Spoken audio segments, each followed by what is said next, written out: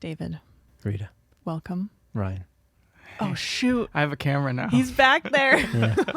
And I'm the We've one let him cutting, loose. so I just get I to... know. Yeah, that's right. I get to be on camera all the time. 2 weeks ago, we did a scene together. And this is a project that we've been dreaming, not this specific project, but just working on something together is something that we've been in the works, the past 6 months or something. We've just been kind of talking back and forth. You have a full-time job. So do we. So it's kind of one of those, like, if we have time or the right project or something. And it was just kind of in the, like, the ether. And then eventually we're like, we need to do something. Just get it out there. Just get together, do something. So initially, a script that you had written, Ryan, was sent to us.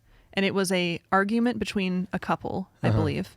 And in this studio that we're in right now, over that way, there are some fake walls set up, and we're like, we can make it a living room or a kitchen or something. So we were kind of throwing that idea around, and then you wrote this scene that we ended up doing, and you wrote the initial one. We came in for one rehearsal. We just kind of talked through it, and so I kind of want to go through the process from you writing it, where this idea came from, our rehearsal, then we shot it, and then what people will learn is I tried to edit. I realized I failed miserably in all areas. And here we are today to talk about it. So this is kind of this is what happens when making things. A lot of times things don't get finished. And there's a million reasons why. Our goal was to do something, and it ended up being done most of the way and then not finished. So I kind of want to share with people, sometimes things fail. Sometimes you learn a lot of things. Sometimes it just makes you really excited to do the next one, or say, I'll never do this again. Right. Yeah. So take me back to writing this script. It was 6 pages originally, correct? Yes. Okay. Yeah. Yeah. And it was the kind where I just sort of let it happen. You know, I wasn't too picky about it because I knew the point was more an exercise in acting than it was about, capturing a good flow of a scene, a good arc of a scene. So I just kind of let it flow. And the reason I wrote it the way I did was because I wanted to play a lawyer or some sort of defense attorney at some point, in my life. And this is like your dream role, right? To play this. Yeah, some kind of character that's either pursuing truth or arguing for truth, or like a detective, an officer, a lawyer or something. I just like that kind of character. I like their motivations. I find their story arcs to be very interesting, very quickly relatable to the audience, because audience members often, they like the mystery, and they like knowing that we're headed toward an answer to that mystery. So I like the idea of being a character that kind of goes on that journey. So I just wrote a scene based off of something like that.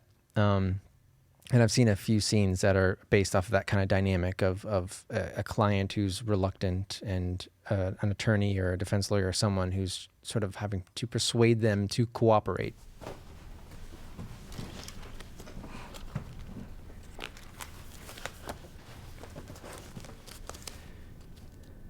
My name is Thomas Wright. I'm here to represent you.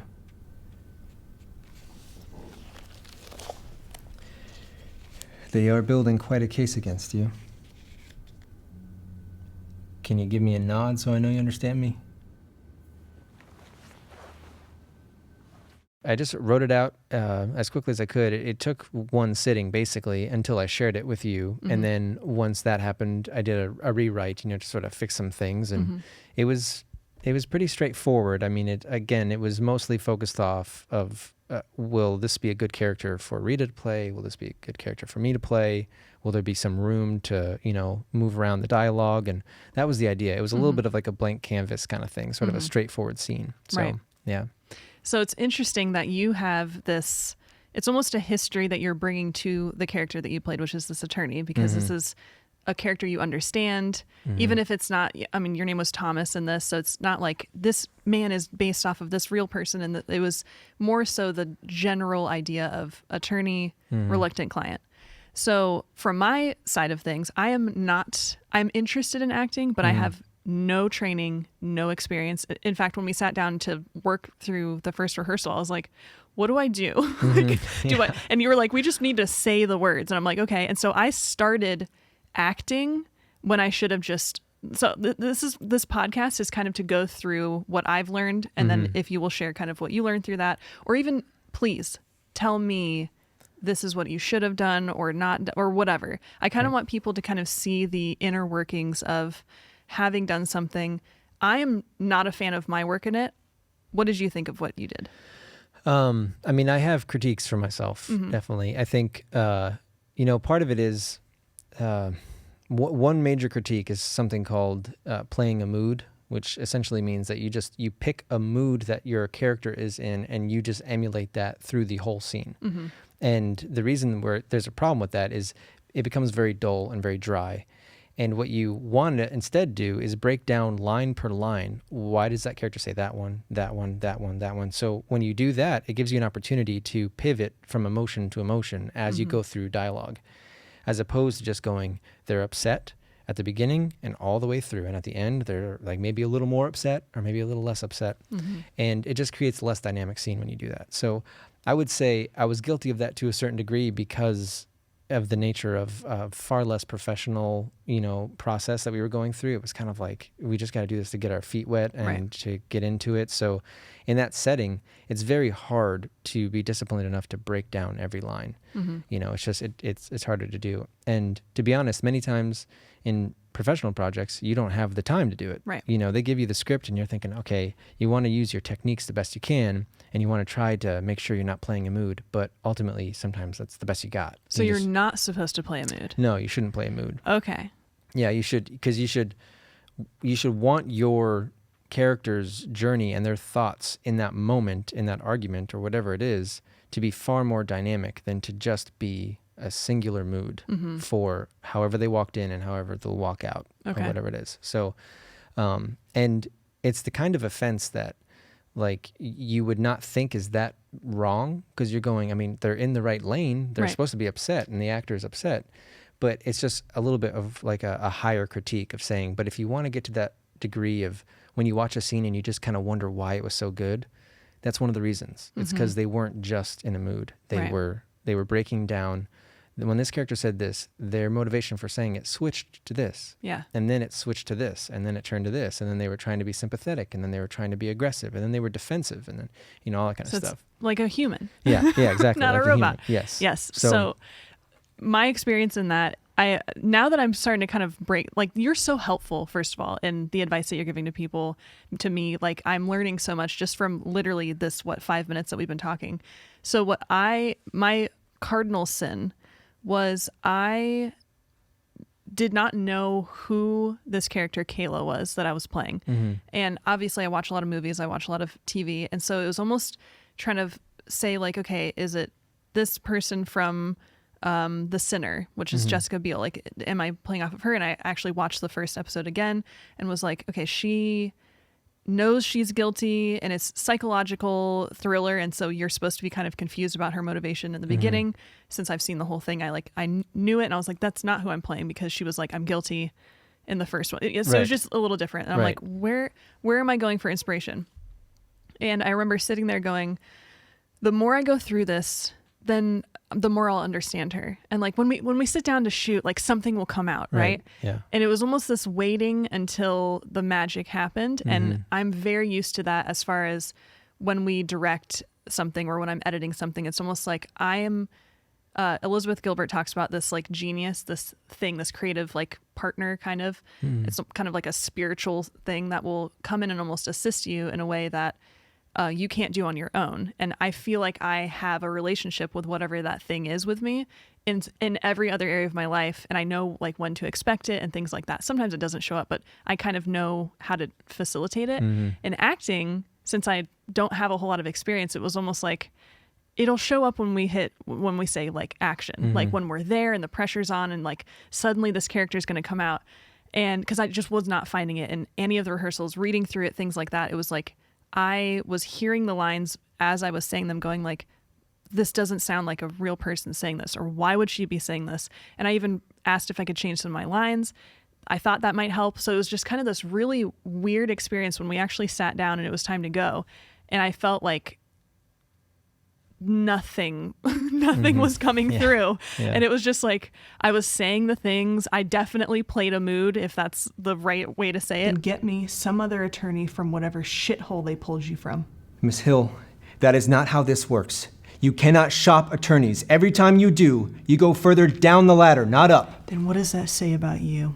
So that was my first big, huge lesson was if I don't have it in rehearsal, or if I don't have something that I can grasp onto, or at least during rehearsal say like, ooh, that was it. That sounded good. Like that's her, and kind of try to find it, then I shouldn't just keep going and going and going and say like the magic will happen at some point.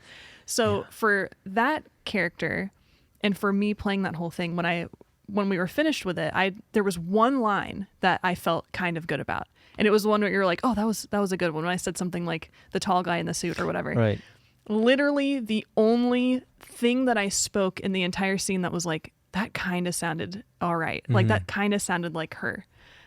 Literally the only line. So and you were amazing. So I'm just sitting there kind of like learning from like watching all of your different expressions. And because I like was not looking at you for a lot of it. So in watching your footage back, I was like, he did so much in this, just like you could just see all the gears turning and stuff. And so when I was trying to edit, I literally could not do it because I was like, all of the different takes, we did like 4 different takes or something like that.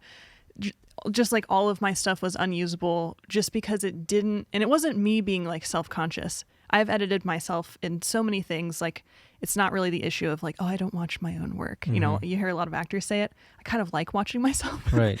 But in this one, it was like the character was not there. And so I got through maybe the first minute-ish of it. And I was like, I just didn't give anything good here. So like, I don't know what to do. And then I sent you that portion. I sent you a whole wide shot take, and then I sent all of your takes. So like I just cut out the little moments where the camera was moving around to reset and stuff. So you watched all of your stuff back.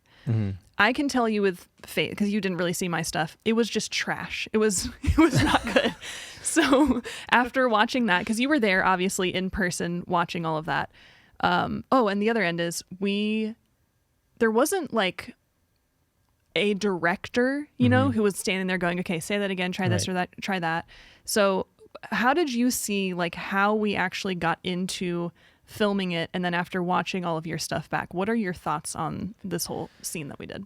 Well, I mean, a big part of it is echoing what you're saying, where it is very difficult to act, you know, at risk of saying something overly simple. Right. That's just the case. It's so hard to act because that ends up happening where you think there's going to be some transition into this moment where all of a sudden now you're there as this character, right, and everything around you just becomes the world you're supposed to be in, and you're populating this, you know, this reality. It just doesn't happen. All of a sudden you're going, okay, those are just someone else's words, and some of them don't sound right.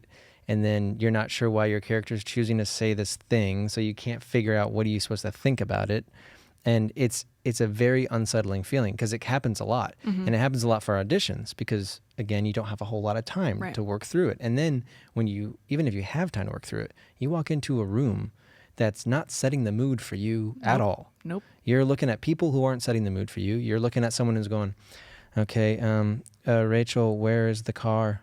And so you're going, wow, thanks for giving me a lot there. And then you're trying to figure out, you have to just muster it up within yourself. So that's the part that is harder than people realize, is you just don't get this moment of entering a new pretend world where everyone's kind of like helping you get there. It's sort of up to you. Like you got to get there.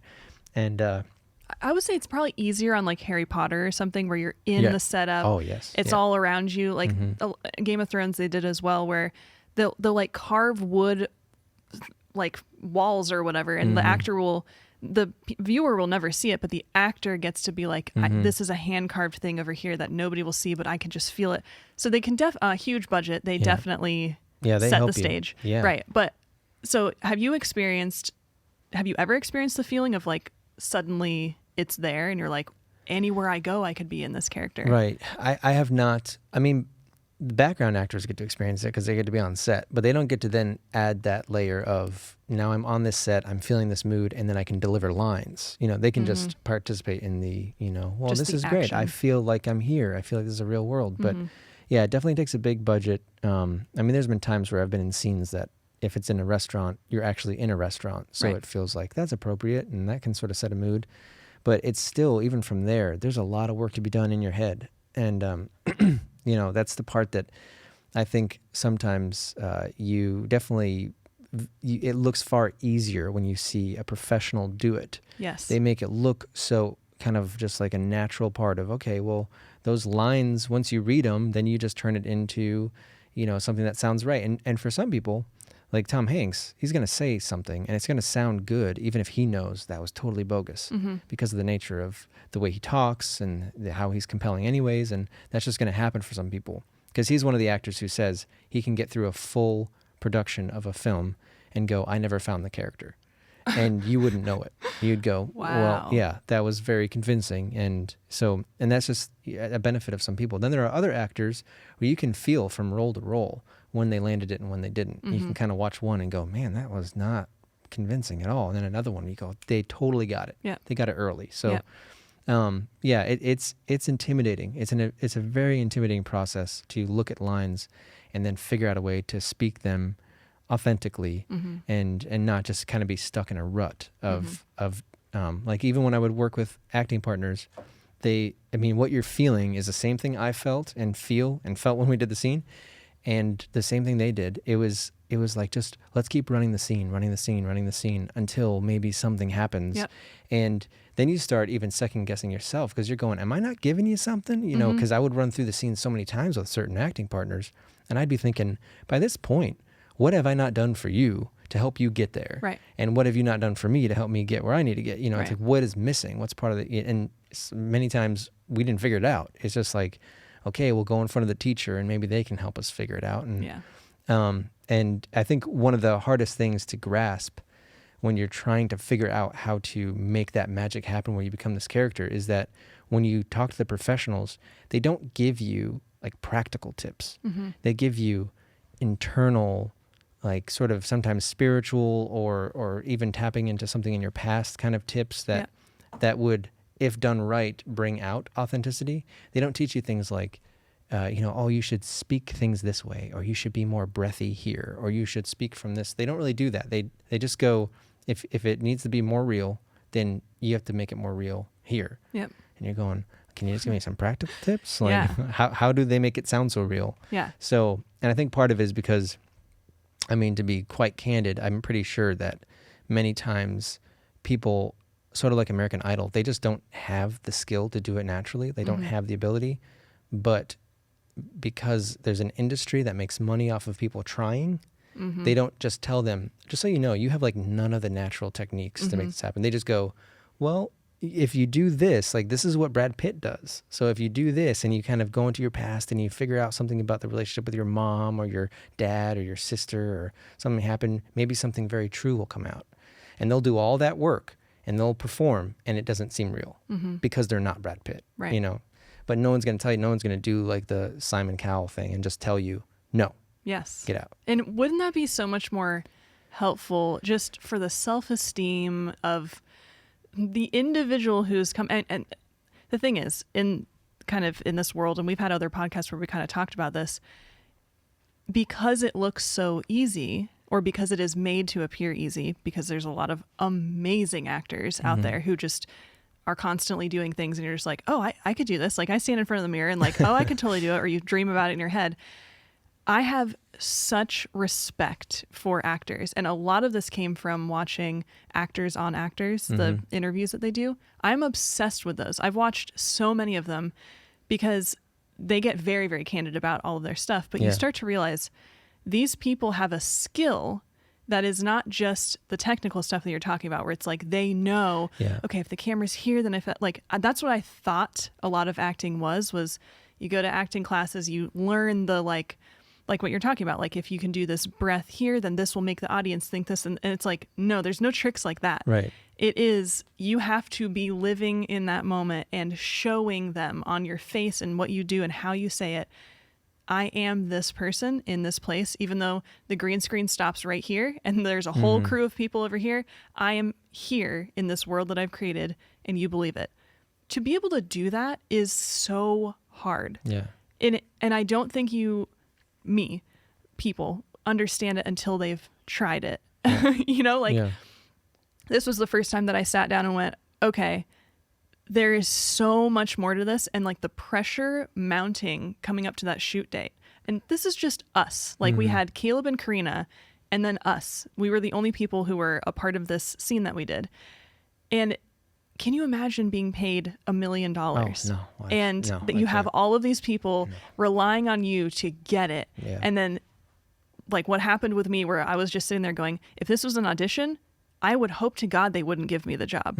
If I was in acting school, I would hope I could watch this back and be like, you need to take more classes. Like that, to me, it was such a good experience to say, I like kind of getting knocked on my ass just a little bit when it's like, this is probably going to be okay.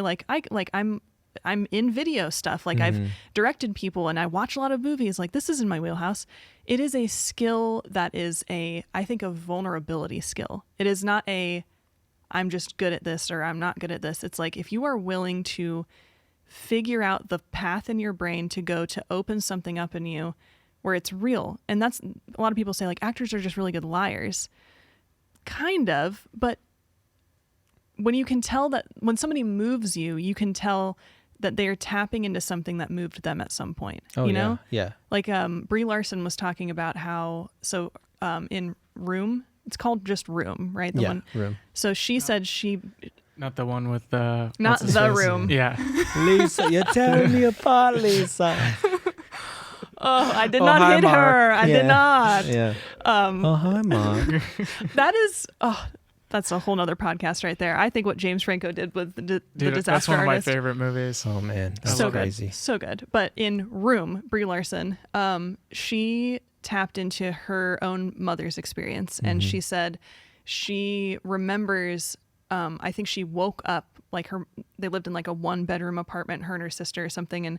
And she woke up like on her mom's chest and she remembers like, I guess her mom was crying. But as a kid, she didn't know how poor they were. She didn't realize how stressed out her mom was, all this stuff. And then in this role, she kind of went back through her childhood and realized like, my mom was crying because of the stress and the trying to create this like safe, good world for us when she couldn't. And so she went through her mother's experience through doing this movie. And I, at the time, was kind of like, oh, that's cool. Like, you know, she has something to pull from. But can you imagine if she didn't? Right. You know, yeah. like where would you get something like that? So if you were to play a character that was not something that you liked, this attorney was somebody that you were kind of like, okay, I've been kind of gearing up. This is something that I want to play. I guess this is just kind of advice from me. So this Kayla, the inmate, was not really a character that I'm like, this is the one that I want to play. What should I have done to find her? Because I feel like in practice, a couple lines came out and I was like, okay, I can kind of sense why she would say this and that. And then actually being there, like I was trying hard, but it was almost just like, yeah, that magical thing, whatever, is just like not here. I'll keep trying. Maybe I'm just too in my head. Maybe I'll watch the footage and be like, damn, I was amazing. Right. But like, no. So what would you say for somebody who is coming into maybe an audition or something where you just don't quite understand the character? What do you do? Well, it's a challenge. I mean, there's oh goodness. It's when you walk into that situation, there is not too many professional, successful actors who wouldn't also tell you that is going to be some of the most difficult kind of, jobs you've got. But I think one thing I learned from the acting class I went through was the connection that you have with your past to your character doesn't have to be as literal as you often think it needs to be. So there'd be instances, for example, where if you need to get somewhere with a lover in a sequence or an argument or falling in love, whatever, sometimes the connection you need to make is actually with a platonic relationship you have somewhere else. And then one that is never sexual. It could be one that was with your mother, because a dynamic about uncovering what it is that makes this relationship important to the character all of a sudden matches with what made your relationship with your mom important. So it doesn't matter that this one's sexual, because now you start to attach, okay, what matters is that I was motivated by this, which is going to be the same thing that motivates this character in this relationship. And then obviously the aspects, you can use several things in your life. So when it comes to the sexual side, you don't utilize your mom anymore. You would utilize... Hopefully not. Yeah. Freud might say something different. Yeah. So you would utilize someone else that you had that dynamic with. But it's a matter of being more open to finding a deeper part of the character that is driving them. Like, if, for example, if they're a murderer or a potential murderer or something, and you're going, what am I supposed to connect that to? Then you find something else about, okay, well, what caused them to react that way, or what was the thing missing in their life? And then you look to yours and you go, okay, there's something missing in mine. This motivated me this way. And then, that's where someone could, it kind of like those moments. I think we've talked about this before, but the kind of moment where, you will channel an irrelevant to the character sadness in your life because the character needs to cry right now. And you're not crying, you can get that emotion out of you because you lost your dog, but the character's actually crying because they're watching an asteroid come toward Earth. It's like that kind of thing. So you're going, well, how am I supposed to relate to an asteroid? You don't have to. You can just relate to the fact your dog died.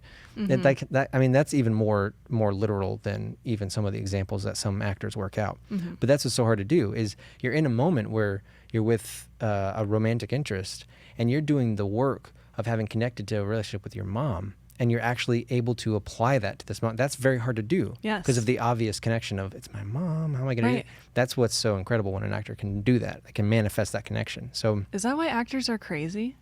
Oh, many times, yeah. It's because they're doing some like crazy emotional play. Yes. They're really, there's some stuff going on that they're working through. And just like when I learned from you guys that the Joaquin Phoenix thing was actually a fake thing on when he was on Kimmel. Yeah. But what he was doing there and like the writing and stuff, that was very true to what an actor has to go through. Like sometimes they just have to do a journal real quick. Just let me get all these thoughts out. And in that moment, some crazy things could come out.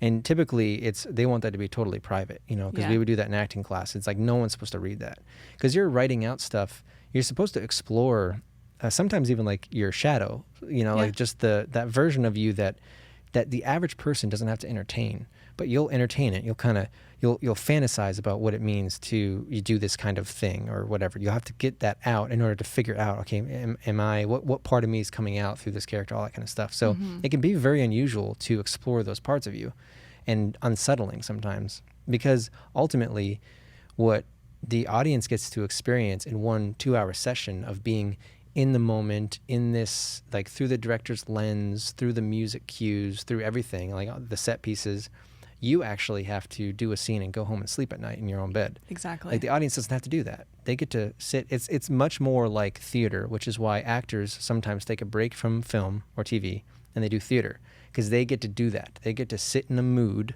or sit in an experience of a story and go through a whole arc without having to go to bed in between. Yes. Yeah. It's like they get to do that, and they love that because their character goes through a whole arc, and they did too. Yep. It's like a completion. Yes. I was watching Amy Adams. I love her. I love Arrival. It's one of my favorite movies. She was talking about, it's actually a movie that's not out yet, directed by Joe Wright, who I love, called, like the woman in the window or something like that. Oh, yes. It's not on Roku yet, so I can't watch it.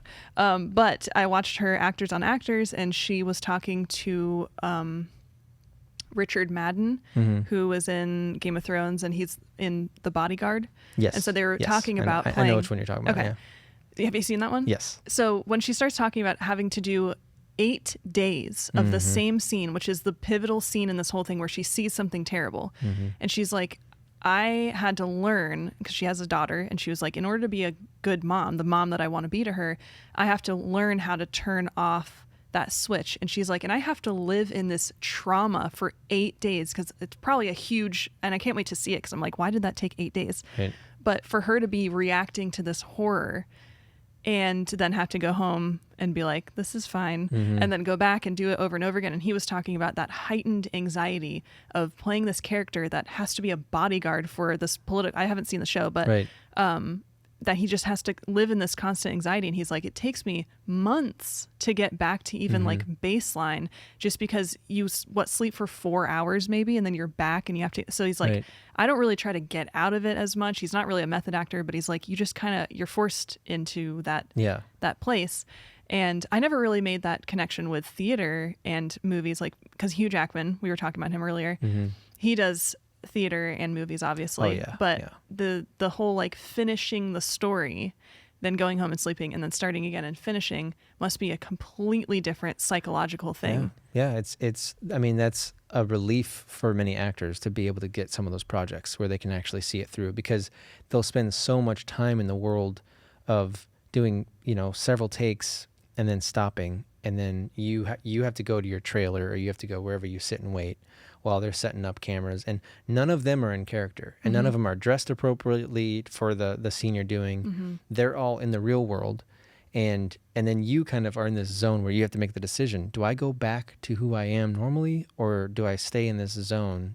So like for you and I, when we were doing the scene, it wasn't professional enough setting to feel appropriate to like really go, we're not going to leave these characters, like we're going to be this way the whole time. It just seemed a little bit more like when they say stop, we're going to go back to ourselves, you know? Well, that was the thing, is if one of us said a weird line, and this was actually something I wanted to bring up with you. I felt, so there's been times in my life where I'm depressed and kind of low, and I'm like, I can kind of identify with these like deeper, darker characters or whatever. And then at this stage of my life, I feel like in my personal life, I've done so much work to not be depressed. So I'm like trying to maintain this good state of mind. And I truly do feel like I have been like lifted up after this like dark cloud has followed me for a year. And so then being like, yeah, we could totally do this scene. I didn't think, wait, I'm playing a girl who like may or may not have killed somebody who's in jail. I am not at all in that place in my life. And in order to get there authentically, I definitely would have probably had to have sat there and been like, what would it be like to kill somebody? And like think about that for a few days, which obviously I didn't do, because I feel like for my own mental state, because this was a scene that we were doing, it wasn't like I'm getting paid $1 million. So like, you better go think about what it's like to kill somebody. Right. I was like, I could probably just tap into it, but I want to maintain my normal Rita around people. And while we're sitting in there, even rehearsing, it's like one of us messed up a word. I'm like, ha ha ha, ha, like just trying to get back up to the like happiness, because I truly love to make people laugh. I like to feel happy. So my question for you is this a cop out to say, well, maybe drama's just not for me. Maybe I'm like comedy maybe should be where I go. Or is it like, no, you're a good actor if you can do what the role is requiring of you? Like, how do you see that? How do you see like comedy versus drama versus whatever else? Well, I mean, that's a tough question, because I think to me, to be an actor by trade, like a true actor by trade, it probably means that you are a Swiss Army knife of options, that you can do drama, comedy, some variation of it. You have a spectrum of things you can do, and that's being an actor. That's what your job is meant to be. But because of how many opportunities we have to have a career in entertainment, it can be more of like a niche related thing that you're good at. Like you lean toward comedy, and that there's nothing wrong with the fact that that's where your skill set really lies. So it's not like you wouldn't be an actor in that sense. I'm just kind of like saying that technically speaking, what you should think if you're going to say, I'm going to be an actor is can I do the spectrum? And then if not, accept that you're lopping some things off, accept your limitations, and kind of go, all right, then I would need a manager or an agent that's cool with selling me for maybe lighthearted sitcoms or lighthearted indie films or character-driven, melodramas that are both, kind of comedic too. Whatever, you can pick a lane. It's just that it means that it limits you. Right. And that manager or agent will think, well, I prefer you to be able to be open to the whole thing. Yep. And again, there's just nothing wrong with being limited, because there's plenty of successful actors that, someone can think of that are like, well, I only see them in those kinds of roles. Right. Well, it's because whoever was backing them to say, I'll get you jobs, was okay with saying, this is going to be your lane. Yep. And I'll find you stuff in that lane, till the cows come home. So yeah, it's just not everyone finds that. And when you do that, you limit yourself. But at that same time, I'm also in agreement that if you do need to pick a lane because it's your strength, I say that's like a fine thing to realize. I don't think there's anything wrong with it. It's just like a matter of going, okay, I'm going to have limitations. It means that I won't be able to tell them I am everything. I'll do whatever role you throw at me.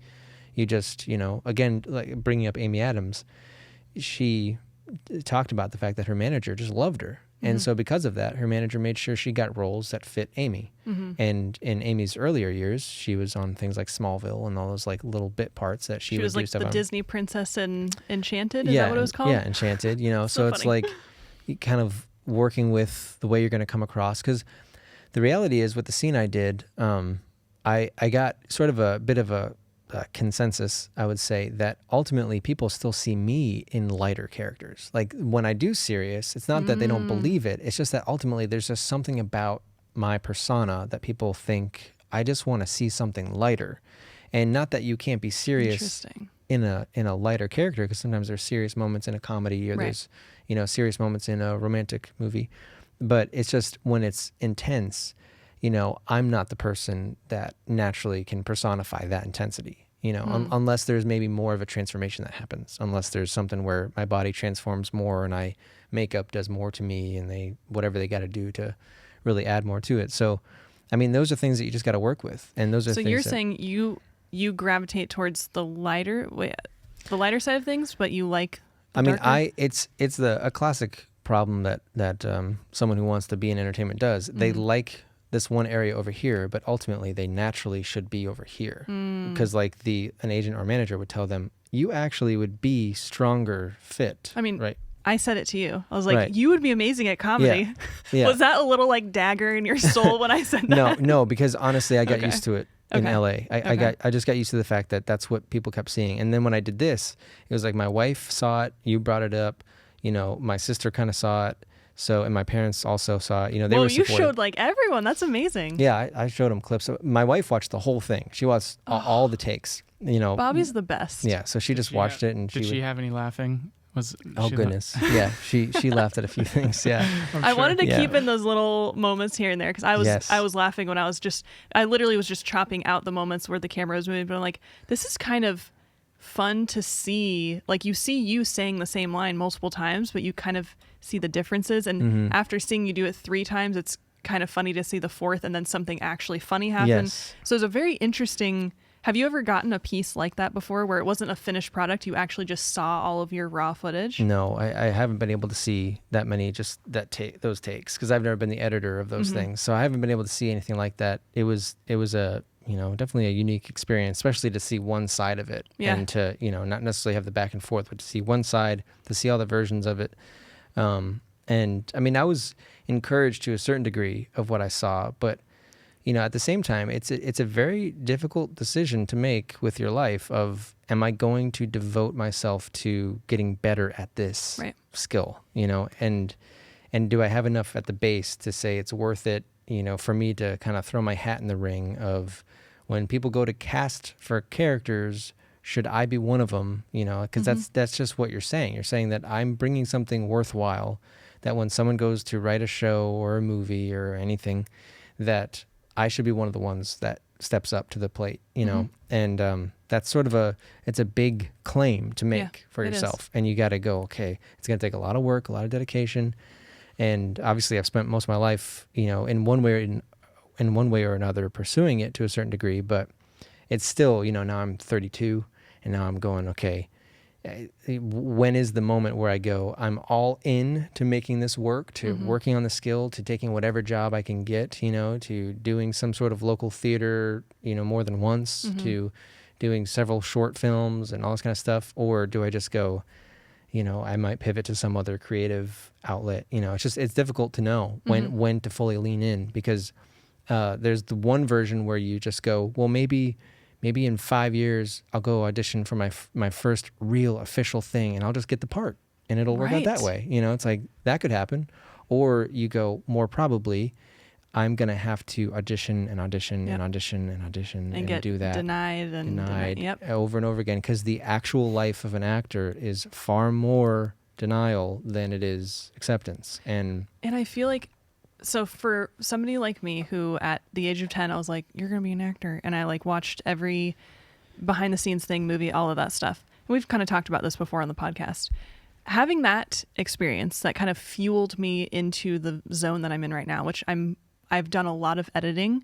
We've done directing. I've done script writing. We've pitched ideas. So I'm kind of, in one way or another, more behind the scenes in a lot of what I've done. Those are the skills I've worked on. What I thought, and this is probably something a lot of people think as well, and I'm very glad that I have found this flaw in myself.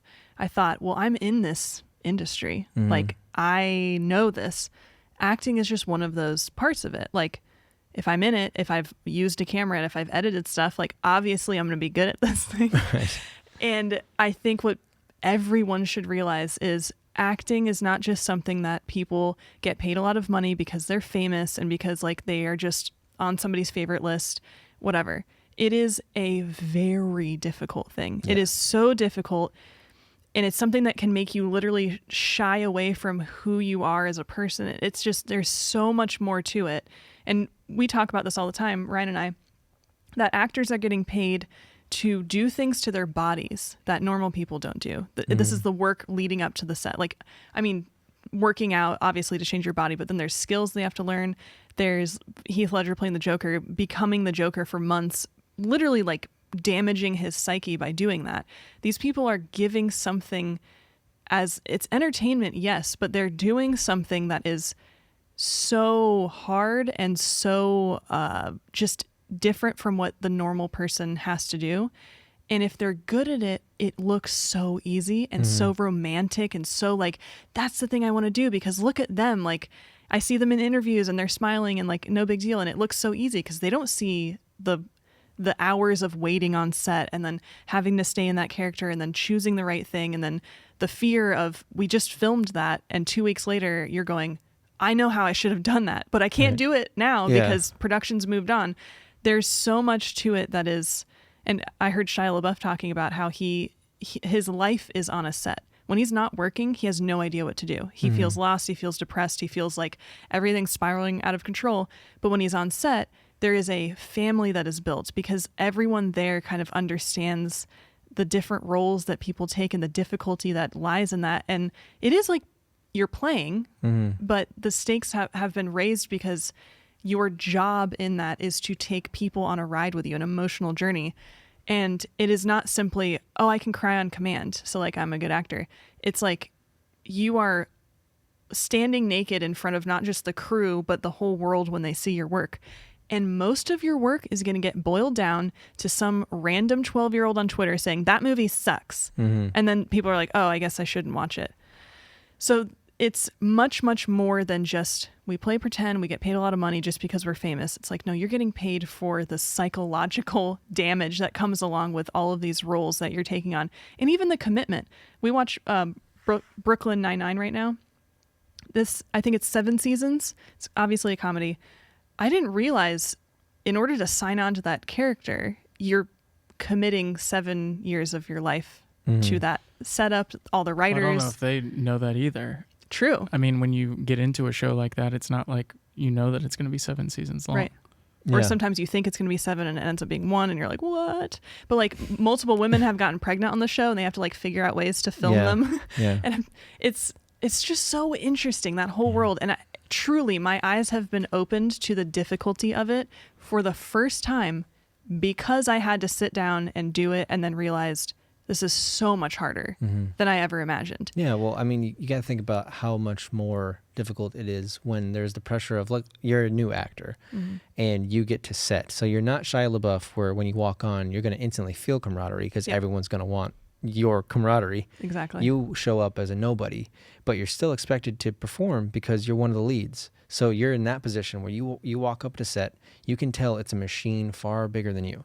You can tell that you are just one little piece of this thing. And then all of a sudden it starts to sink in that while you're waiting for your time to say your lines, you better not let your mind go somewhere that's going to make your performance suffer. So you're going, okay, I got to stay focused. And then people are telling you stuff. People are getting you hooked up for certain things. You're meeting people that in your real life as who you are, they're now friends. But your character's not meeting these people because your character's not in a movie. Your character is living their life. So everything that's happening that day, when you wake up, when you get there early, when you get to set, when you find out where to park and you get your costume on, or there are so many things so many interactions that are happening. You have to know my character is going through none of this. Yes. And yet in, an hour and a half, I'm supposed to be speaking as them. Right. And that's a lot. That's a lot to balance and go back and forth. And then not just the stuff that happens on set, but the fact that if you are successful, your life is not yours. Even if it's not like you're Lady Gaga successful where everyone cares about where you're going all the time. I'm just talking about if you're reasonably successful, where your agents and managers look at your schedule and go, this is what you can and can't do. This is where you have to go next. So you're going, okay, well, I got to say goodbye to my family because I'm about to fly over to, the UK for this thing. And and like all that kind of stuff constantly. And that's the stuff that every now and then we may see a clip from an interview and then see them happy and see them talking about it and passionate. What we don't realize is it was a long day of interviews, attached to days of interviews, attached to, like a tour they had to do, attached to goodbyes with family and having to miss their kid, take their first steps. We're not seeing any of that. Right. It's like just purely it must be fun to be on a late night show. And it's like, everyone's clapping at you and you're dressed up all pretty and then it's over. Yeah, and I know. Then it's over and then it's okay. You got to go to the next thing. Yep. And there are obviously moments of enjoyment. And for certain actors, they take it in better than others. Right. For some, it's like, it's a lot. I mean, it's a lot to have to just adjust to the constant requirement of you got to be ready to go. You got to be ready to be at this event. You got to go to this interview. You're going to have to fly here, fly there. And then at the same time, it's like, if you land a role and it's a TV show, your agent's going to be like, well, we want to land you some movies. So now you got to be auditioning while you're already this character over here, That's the weirdest thing is to be, they talked about how some, I guess I could just call like Alec Baldwin or whatever.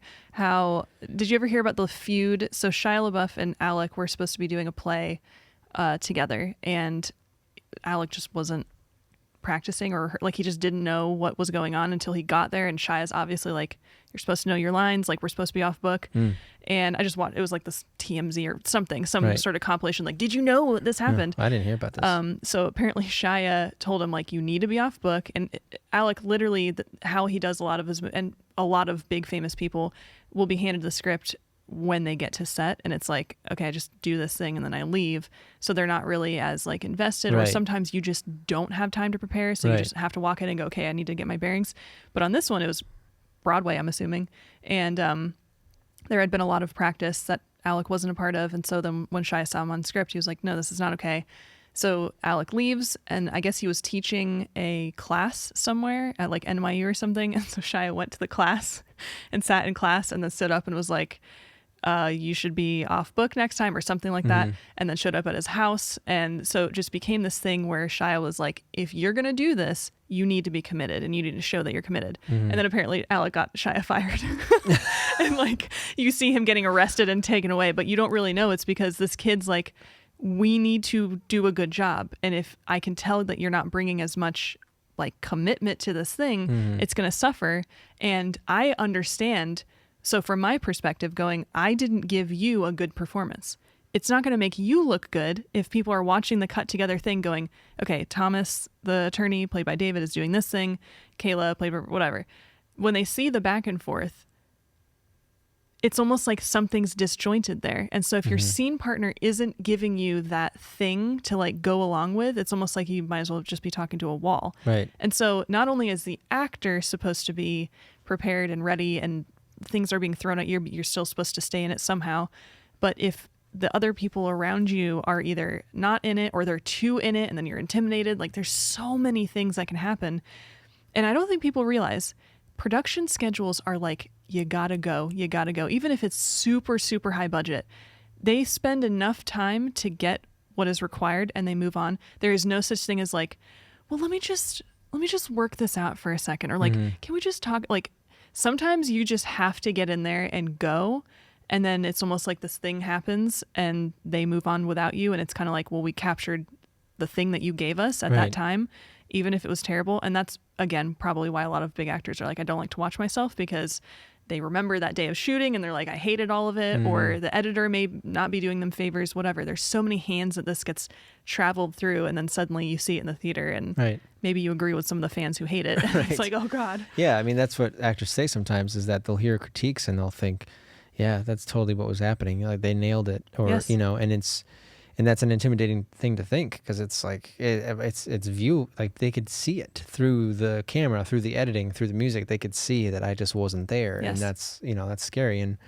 it's the kind of thing that even with certain TV shows, as silly as they may be sometimes, like a CW show or something, it's still just relentless production that they're on, to the point where characters or actors who are on TV shows will often say that you're not experiencing the world with your show being successful. You are experiencing the bubble of production. Yep. So like between seasons, you can go out into the real world and you start to sense that it's like, oh wow, people are starting to recognize me. Okay, so people watch the show. And then you go back into your bubble. And so you may have like 7 seasons of a show where you're thinking, my experience of this show existing is entirely different than the people watching it. Yes. Which is why many times the decisions made on a show feel disjointed from the what the people watching it would want, because they're just living in a different version of it. Yep. And it's part of the reason too that like a lot of the Game of Thrones people were saying, you know, I understand that people are upset with the ending, but at the same time, we want out. Yeah, it's like there's no one who knows this better than the writers. Yeah. But what's odd is it's like the writers don't get to watch the show the way we do, right? Because they can't, because they're not interacting with it the way we are. So they're going to go through a different version of Game of Thrones than people who watch the show will go through. And the magic is lost when you are so. Sometimes I go, this isn't the right industry for me because I love movies and I don't want the magic to be ruined. Like if I wrote my favorite movie, it wouldn't be the same thing as watching Arrival and going, oh my God, I was in that story. I wish that would happen in real life, like Aliens, whatever. If I wrote that, it wouldn't have been my favorite movie. You know what I'm saying? Because you just see it too closely. Yeah. You also know what it could have been that no one else knows but you, because you know we didn't do that scene. We actually did this. There was this video on YouTube. I think it was lessons from the screenplay, and he explained that there was a part in Arrival that was adjusted in the editing room because it was a dialogue scene that wasn't working quite right between, I think, Forrest Whitaker and Amy Adams. So they put it, instead of a dialogue scene, they put it in this sequence where you're starting to learn that her brain is now sort of like merging with the language, and so she's starting to think like the language. And she looks up and she sees the alien in her room, like that thing, like the little alien hand. That moment was actually Forrest Whitaker standing there. And in editing, they decided, what if we made it the alien? Because because the reason they needed the scene anyways, because she was saying important dialogue. Yeah. But they're like, but we don't want the scene in there. So it's like, well, she can still say that dialogue, but she's speaking to an alien. It's amazing. And it like advanced the story quite a bit. Because I remember in that moment in the theaters, when that happened, it was really starting to click for me that they're going, like, she is now getting into this weird time loop with the way she understands reality and these aliens, and it's getting, you know, really surreal. It was working. And to think that a decision like that was in editing. So much of movies are made in the edit. It's not in the script. Like the script can give you something, so you go, okay, I think this could probably work. Shooting it, you go, some of it worked, some of it maybe didn't work, or like, we think this worked, and then you get into editing, you're like, it didn't. I listen to a lot of Ryan, what's the podcast that you listen to? You listen to a lot of cinematographers. I listen to a lot of directors. It's the Cinematographer podcast. Okay.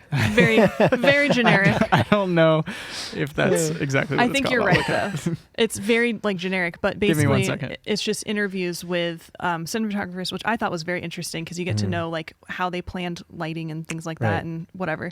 But the director's one, you find out how, not amateur, that's not the word, but basically how like unfinished things can seem, even if it's a massive budget with famous people, that sometimes they sit there and go, this isn't working, this isn't what we want, what do we do? The editing process, which is where I spend most of my kind of skill building and time, and I love it so much. I love editing because you can take something and you can literally do whatever you want with it. And I think with movies, especially if something is not working, that's where I think that like genius little magical thing that comes in, that's where it's like, try this. Like I'm getting chills even just saying it right now, because that is where you can suddenly something comes to life and you just feel it. Editing is where you know it's good because you're watching it and like the flow happens and you're just like, it doesn't really lie to you in the edit. And that's why they say like comedy, you can't really fake it because it's either funny or it's not. In the edit, it's something that either like tells the story the right way, or if it doesn't, and I'm sure like test audience and stuff in movies is a whole nother part of the whole thing that I haven't ever experienced before, where it's like, we're going to show this to an audience, they give us feedback, and then we change a bunch of stuff. Yeah, that's freaky. That's the way I first...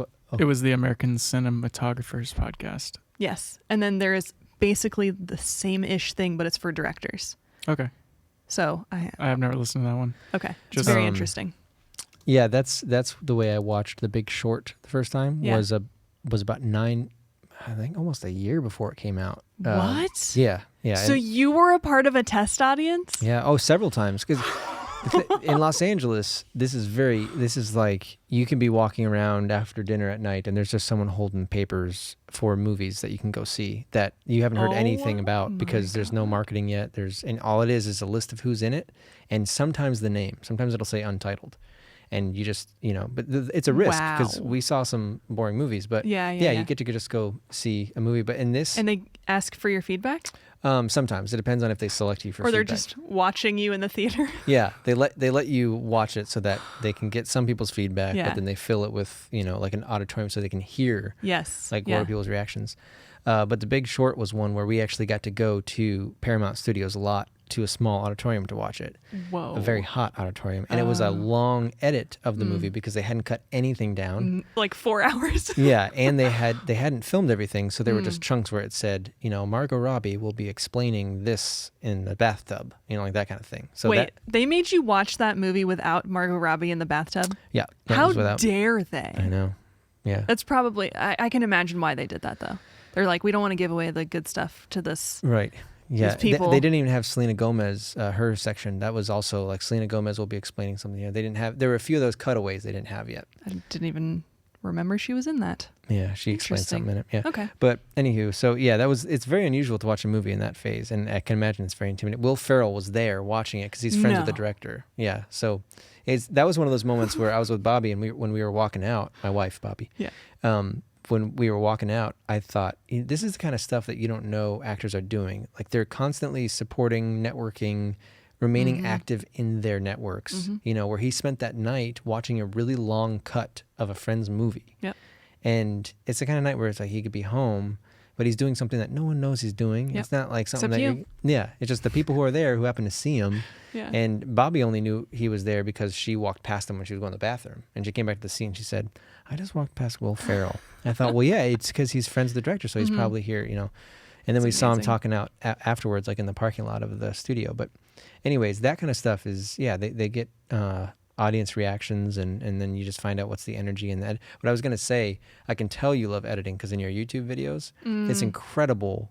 Like what you can do, the pacing and the different tricks that you have to, like you make my wife laugh sometimes just with like the right momentum and the right cut at the right moment. Oh, that makes me so happy. Oh yeah, she cried. I mean, I laugh too, and Yeah. I don't really know if I laugh at YouTube very often, but the way you'll cut something together and what you're willing to do, like with the Yes. armpit hair. It's like, because I thought this might be clickbait because I don't know if she's willing to do this, Yeah. and I click on it, I'm like, this is a real deal. Well, I'm now wondering, okay, so I literally make my YouTube videos for me. Like, I laugh so hard when I'm editing. And a lot of times it's not because it's really that funny. It's just because I'm laughing at like how dumb or not funny it is. I don't know. Like we tested this before you got here, and I was just laughing at myself. I would have never posted it. It's not funny. I don't know why. Maybe it's a good thing. Maybe my imagination just went wild as a child and I'm like, I'm my own entertainment. Maybe. But I literally will make YouTube videos so that I can watch them back at midnight and just be like, what was this video again? And watch it and be like, and then turn away. The armpit thing, I did not realize the kind of viewership I was going to get with those. Have you had a lot of views? Not a lot of views, but a lot of interesting viewers. The comments I I don't got. know how you didn't expect that to be the I case. I told am you it just was gonna be the naive, case. I guess, about the internet because a lot of my views on those waxing videos come from a website called girlpits.com. And I'm like, oh no, this is like a fetish. No. And I'll get comments that are like, what does it smell like? And I'm like, oh no. Like it's just Oh no. Well, and then you respond to the comments. okay, one person they said something, I forgot what it was. It was funny in my mind because as I was responding, they were responding, and then they deleted their own comment. And I was like, what? If you're going to say something weird, leave it up there. Then they came back on another account and commented the same thing again. And then I'm pretty sure the same person now has multiple accounts commenting the same stuff. So maybe it's just one weird person, but in my mind, I'm like, I'm getting a few interesting people on these videos. So it makes me happy to know at least you and Bobby appreciate. Yeah, normally, The like no- yeah, in a normal exactly. way, not in any sort of weird way. It was Right. just, first of all, that you were willing to do it, which is what makes it funny. Is it's Right. like, it's because the thing that Bobby always enjoys is when someone is so confident. Like, for example, speaking of acting, and Shia LaBeouf, his music video he did with, or for Sia, with the Oh, girl in yes, the cage. yes. And like that was one where she loves that video because of how vulnerable, first of all, that dancer is. Like how, Maddie Ziegler. Yes. So it's called Elastic Heart Yes. or something, right? Yeah. Right. Yeah. I Yeah. love Maddie Ziegler. Yes. She's amazing. So, I mean, the vulnerability that's required in order to do that kind of unusual contortions and then facial expressions that we sort of all had to learn, because I had never seen someone do dances where they're also changing like their face into weird, like happy, sad, and then doing this stuff. But then on top of that, Shia jumping in there and also adding that she loves that video. And the reality was apparently the mom and what's her name? The dancer? Maddie Ziegler. Maddie Ziegler. Shia smelled really bad because he was not showering because like he can't not do method or something, Yeah. you know? So he's so dedicated. It's like, dude, it's a music video. And he's going, I'm going to smell terrible. But, so anyways, that type of honesty, Bobby loves seeing it because it's like, she can't get there. So she sees someone else do a dance or do like the armpit hair Yeah. and post it on the internet. It's like, it's freeing for her. Yeah. Because it's like, you know, that's why she also enjoys watching TV shows, and she loves the chemistry between Jim and Pam because she's thinking, how'd they get there? Because they're not in love in real life. You know, so she's seeing these people vulnerable enough to connect as characters, but not have fallen in love in real life. And it just, you know, it's always very interesting to her. So that's why I think she gets a kick out of it, because it's someone confident Yeah. and someone who's, you know, willing to. I will literally keep making waxing videos for Bobby. And I'm just going to be like, That's hi, funny. Bobby, this is Yeah. for you. And the teeth one. Is that she got a kick out of the teeth one. So did I. Yeah. Denture glue is disgusting. And so I don't ever recommend doing what I did. Like, I think I had a little moment at the end that was like, denture glue is really hard to get off your teeth. Oh, yeah. There was a moment that I was like, I'm going to have to get fake teeth because it was just not coming off. And Right. my lips were just sticking to it. But that's the kind of stuff where it's weird. And probably in 10 years, I'm going to look back and be like, why did I ever put this on the internet? But also, I'm so glad that I did. Dude, because before I met Rita, okay, let me just tell oh a quick no, story. what are you gonna say? Before I met her, we were talking about her because she lived down the street from the church here. Where yeah, like literally right around the corner from where we are right now. yeah, Okay. and so Rick and I were talking about you, Oh no. and we looked her up on the internet and found a video of her dressed as Billy Mays with a beard and everything. And Oh, no. that was my first time ever seeing her. Wow. Was it And the boob-matic thing? I don't remember what it was. I made a Billy Mays ad. My sister wanted to get a boob job, and I made a boob invention, and I was selling it as Billy Mays, like the boob-matic enhancement system. You take these pills and you blah. Oh, that's the Wow. first thing you saw of me. Yeah. I was And also that's- Bill Nye the Science Guy. Is that when you fell in love, or was that It was later. it was later? Wasn't that? When those It got was deleted. a little later. When I met her in Oh. person, I was like, okay, all right. Well, I think you guys asked me, because that was on my old YouTube channel, and you guys asked me I remember feeling like you guys had looked me up, but you didn't really tell me that you did. Well, it's a little weird to be like, hey, we didn't know you, but we just found you online. Yeah. This is back in the day when you just kind of did that. Well, Yeah, have you yeah, guys seen that Brie Larson is trying to? I am subscribed to her. Yeah, I have not so- watched any of her videos. wait, she's trying to what? She's trying to be more relatable because she had such a bad time in the just the way the press covered her kind of Avenger phase there. Not phase, she's still an Avenger. So she's trying to connect again with fans and Yeah. everything. So it's interesting because she's being pretty vulnerable. Like Yeah. she's talking about stuff. She's talking about her auditions, which would be an interesting one. She's done 2-part audition one you might find interesting. I've seen them in my subscription. The reason I subscribed is because she did a Hot Ones episode. I love Hot Ones. Yeah, Hot Ones. Her episode of that was insane as far as the polar contrast between like what I had heard of her in the press. Like they really did not cover her very well. I think she's a little bit socially awkward, which I am. And I'm like, how terrible Yeah. would it be if people said I was like unlikable when I'm just slightly awkward because I don't really know how to handle it. I watched her Hot Ones and I'm like, she is so cool. Yeah, she is. She's a very likable personality. Yeah.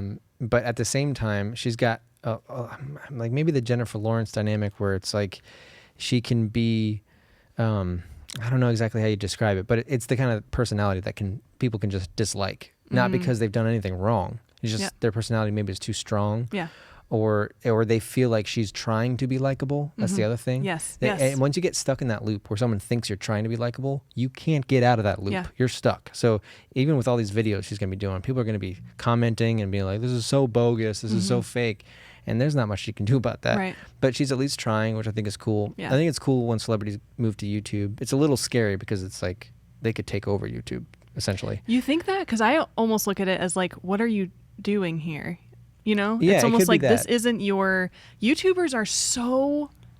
How'd Will Smith do? He did it, didn't he? annoying. Yeah, he's doing pretty well. His is right in that lane that's a little less authentic because someone else is clearly producing his stuff, but it still is a way to connect with fans, which is cool. But It's the way a famous person should do YouTube. In my Yeah. opinion, I feel like when it gets way too like, I'm sitting in my kitchen because this is what YouTubers do. I'm like, and this is not just about Brie Larson. I feel like there is still this difference between YouTubers. I don't see YouTubers as celebrities. I don't think anyone should just like upload stuff and then become wildly famous. Like, I don't want my channel to get wildly famous, wildly pop, whatever.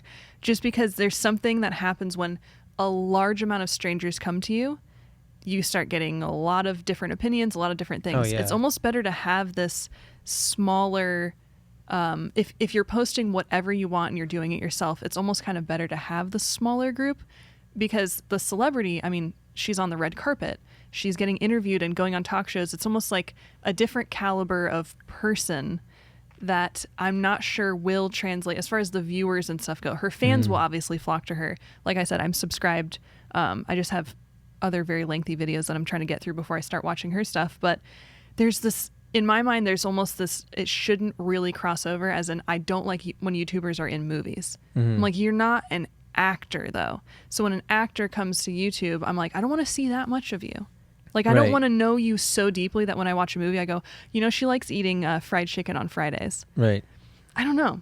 In my mind, Yeah. I just want the magic. Yeah. I think there's probably there'll be mostly a compartmentalization of the two forms of entertainment and entertainers, and then there's going to be like a few crossovers who find a way to make it successful, where you're like, wow, I found out that they really like Captain Crunch, and then I'm also cool with them being like a superhero. I Yeah. don't know how that happened, but yeah, there'll be some people who could do that. But I think overall, they're different mediums, and that's also what Brie Larson will probably struggle with, is the fact that, you know, she's trying to be no makeup, sitting in her house, very little, but some people are going to think, is that really how you are? Is that really how you're, like, if you were going to do a video, would you really do that low of a quality shot on you? Or are you just trying to make it low enough? You know, that's the stuff that, what is she supposed to do to like Exactly. make those people think that She can't win. yeah, you're not going to be able to win that, which, you know, a lot of it got tied to some moments caught in interviews of it seeming like the other actors weren't really thrilled with her or something, which, again, those things can happen totally unrelated to how they felt about Brie. Right. But because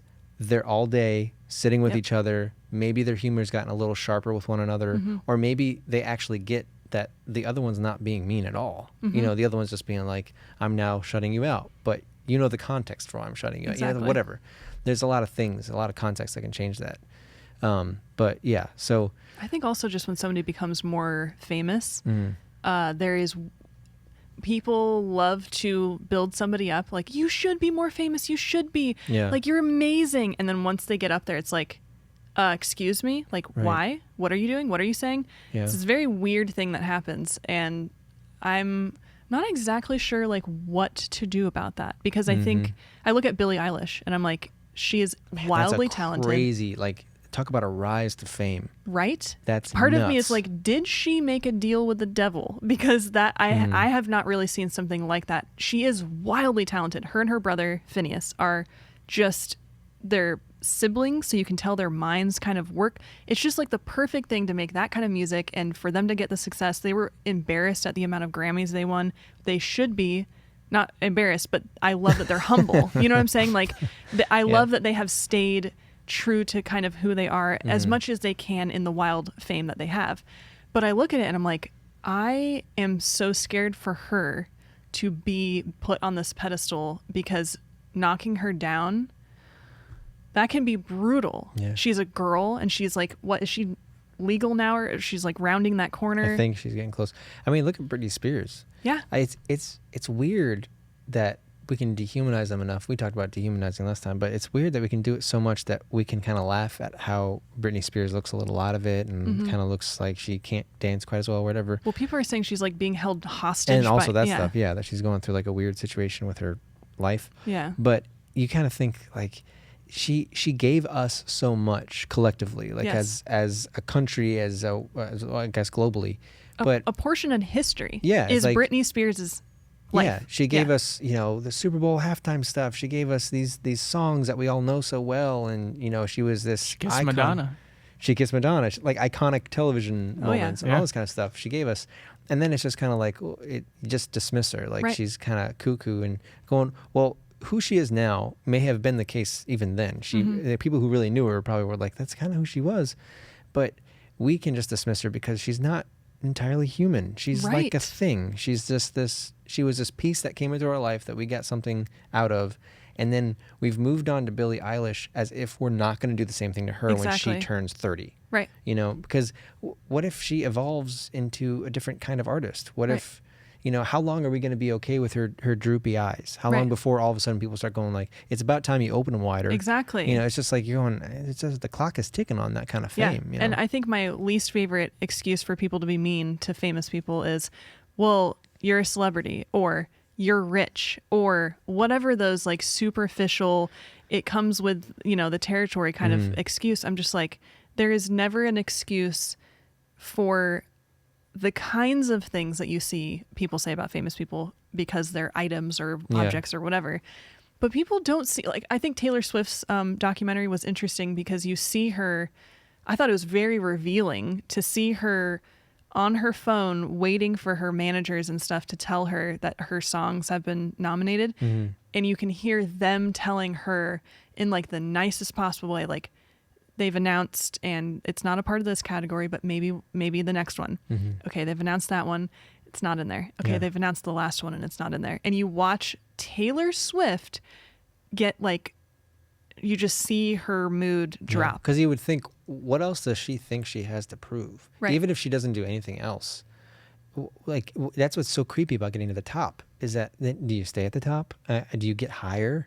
Is there a top to the top? It just, because now she's in that zone where it's like she's kind of, with this new folklore album, trying to take on that identity of, I finally arrived at really being honest. Yeah. But at the same time, she's probably just as insecure and Yes. thinking like, did I prove to people that I really figured myself out? Yes. Because that's what we're all doing. Yeah. We're all kind of going, okay, that was me. I was confused then, but now I know who I am. I don't really know who I am. It's like that kind of thing. No, nobody does. And that's the beauty and kind of the curse of being a human, is we are constantly evolving. And that's why I think it is so important to give people a second chance.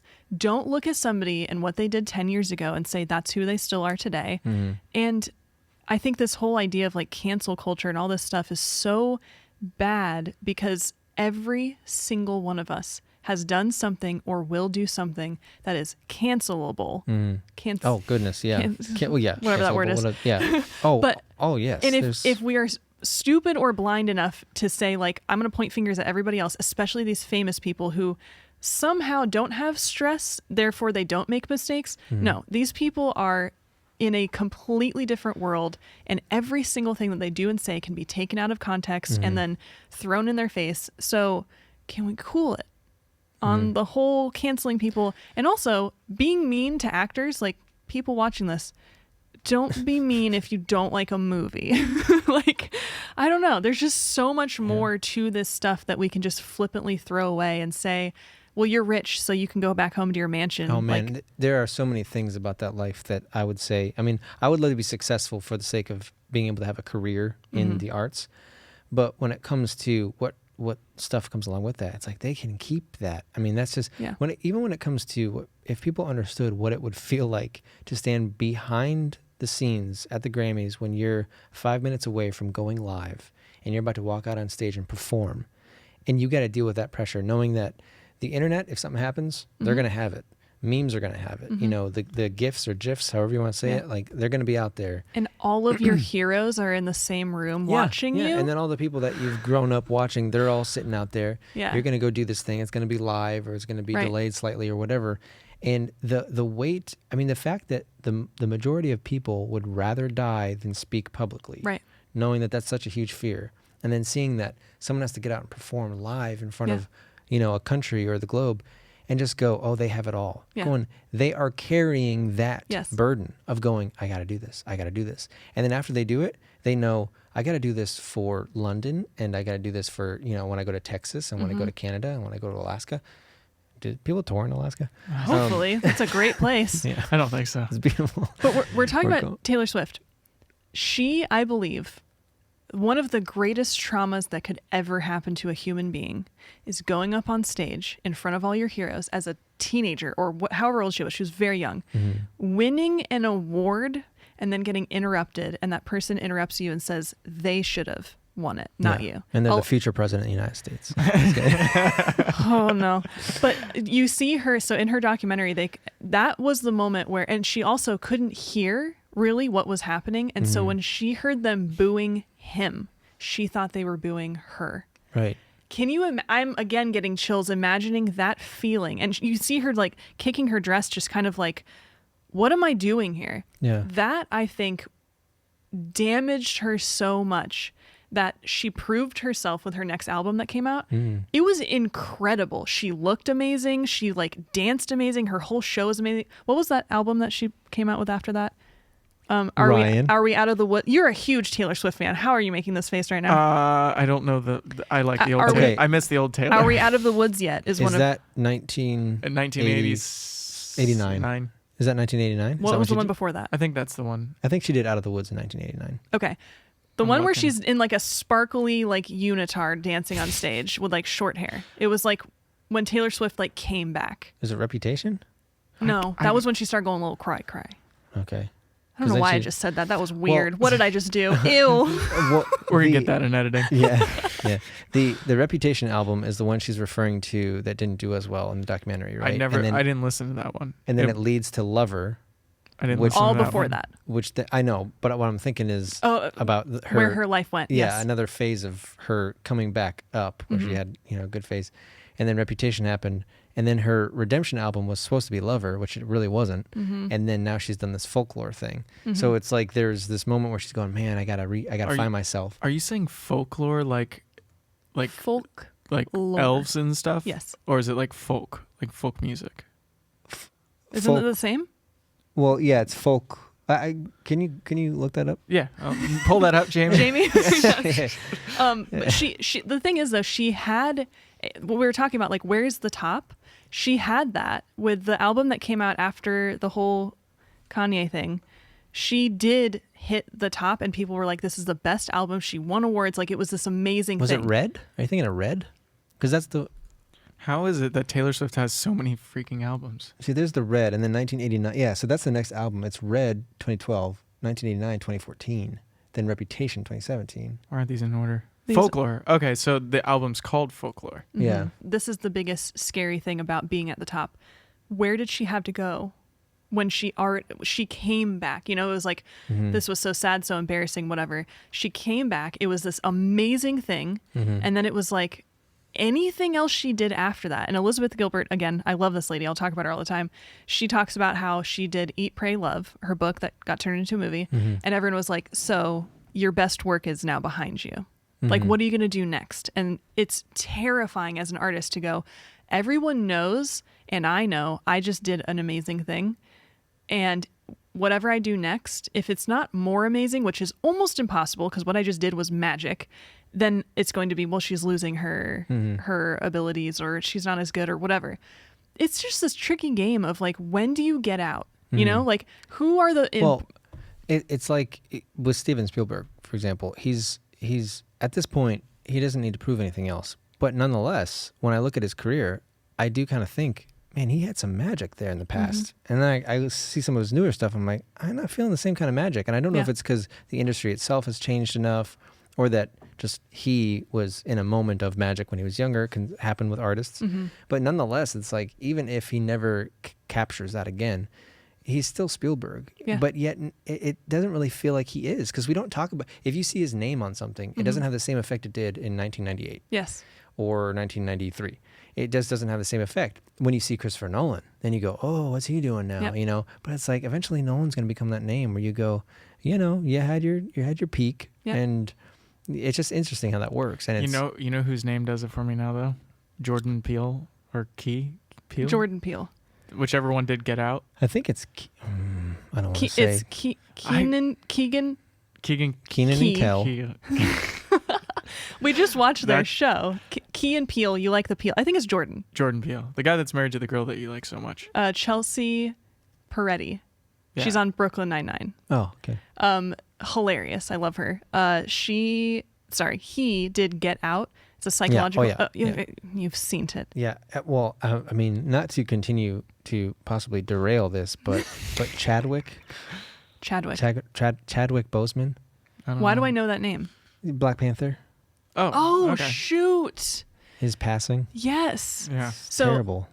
Crazy. First of all, he was 43 years old, which that's very, very young. Didn't realize he was going through treatment during, many things. Like he only had like Yeah. an 8-year career, I'm pretty sure, right? He started pretty late.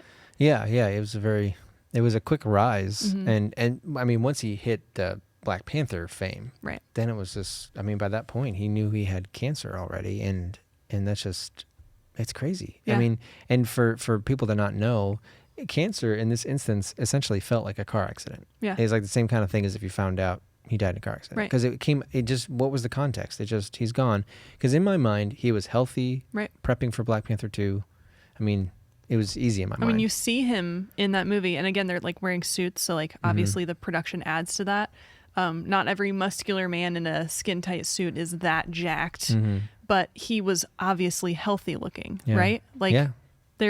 So you're right. It is a very shocking thing when it's not like, well, he's going to slip away for a little bit, and like, is he doing better? It was just very much so. He was in this thing. Nobody could have guessed. They didn't release anything about him having cancer before this, right? No, there was nothing formally released. There was one clip that fans had seen of him looking unhealthy that worried them, but it didn't even make headlines, because it was Wow. just sort of like, well, maybe he's doing it for a particular role, Right. or it was never specified. And then all of a sudden, like 3 months later, he's just gone. That's so wild. Yeah, it is crazy. It was a lot to take in, because you just kind of go, okay, I was not at all. I mean, he was such a new presence, Right. and such a strong presence on screen, that you were just ready for more of him. Yeah. So to then all of a sudden be told it's going to get cut that short, it's weird. And you're like, this is all I have of him now. Like Yeah. the things that he's done, which are amazing things. And I kind of feel that same way about Heath Ledger, where it's like, he didn't do a whole lot. right? Yeah. Like I felt like he was in a lot of stuff when he was alive. It just seemed like he was about to get into the next phase of his career. Like Yes. Heath Ledger was about to really launch into a new adult phase, Right. Yep. And then he's gone. And for Chadwick, it was like he was just getting started. You just thought, Yeah. there's gonna be so many things he's gonna be able to play, so many characters. I mean, it's gonna be fun to watch him be Black Panther, but there's gonna be so many other things, and yeah, it's tough. I mean, that's all. Yeah, but they're It's- human. That's the thing. They're human. Right. And And- I think it's one of those things where if it's cancer, it's weird when it's a car accident or something like that, because it's like, it seems so like, if only he wasn't in that place at that time or whatever. With cancer, it's like, what do you do? You know, Yeah. like from how, the inside, there was nothing he could Right. avoid. It was and from for the him inside, to like know his it body.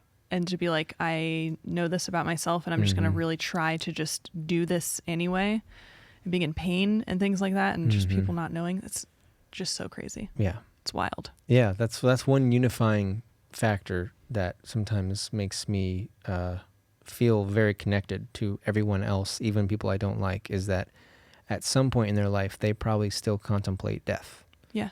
At some point, people that you just feel totally disconnected from, politicians or whatever, it's like they still lay their head on a pillow Yes. at night. They still do. As Right. crazy as they may, like, as weird as it is, Donald Trump still is just going to lay down to go to Right. sleep.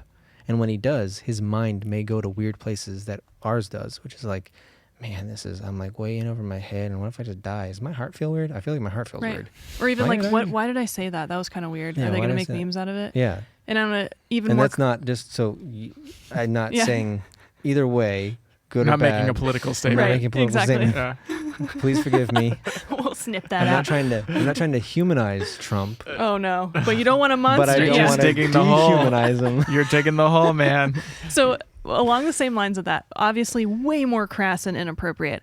The way that I humanize all of my heroes is I say, even Angelina Jolie poops. Because I've heard that before, oddly, from someone else. really? Yes, I've had my uncle has said even Halle Berry poops, Wow. and Angelina Jolie is the other example, but those are the two. Like, put anyone in, I mean, well, hopefully everyone does poop, because if you don't, like, you ain't human or something wrong with you. Yeah, you gotta poop. Or you're Kim Jong-un or whatever. Oh, you gotta Apparently- cut that out in editing. Apparently this will be sliced out. Apparently, you know the rumor. Someone needs to show his You butthole don't- to all you- these people. You don't know. Someone So, needs to put a camera in his You're toilet. not. You can't be So sure. you have to go into this and you have to cut everything you just said out now. If anybody made it to an hour and a half in, they Yeah. should have a pretty good understanding of the fact that. I Yeah, mean, now- they've already watched your armpit videos. There is a chance that because we're talking about the scene that we did, there is a chance I may do a slice somewhere. I'll just have to watch it back. So I don't know. I don't know Okay. where. I don't know where it'll You end. should But slice it at a random moment that Yeah. has no segue into it. It's just there it is. There's a clip. And like I guess that's the clip they've been talking about. yes, exactly. I actually like when podcasts do that sometimes, where somebody's sitting like this and they're talking about something, and then the next frame their hair is completely different, and you're like, Yeah. that was not a continuation of that sentence. Okay, so 7:46. How long is this recording? I think we can go. I think we can go for another probably 20 minutes.